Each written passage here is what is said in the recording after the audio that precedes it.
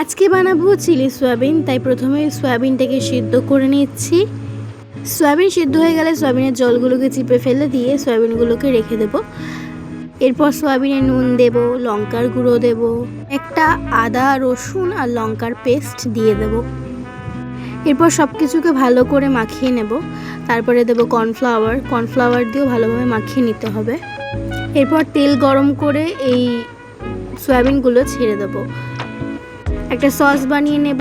এর মধ্যে রয়েছে tomato sauce, soya sauce, chili sauce, চিনি আর লঙ্কার গুঁড়ো।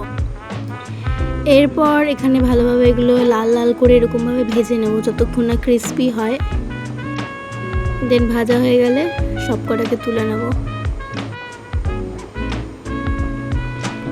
এখানে ক্যাপসিকাম আর পেঁয়াজ লঙ্কা ভালোভাবে ভেজে নেব।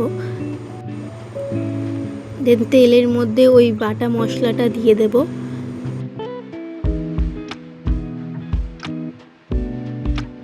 এরপর দিয়ে দেবো বানিয়ে রাখা ওই সসটা।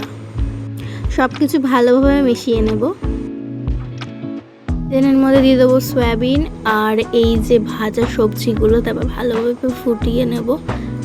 সসটা একটু শুকিয়ে আসলে আর তেল ছাড়লে আমাদের চিলি সয়াবিন রেডি।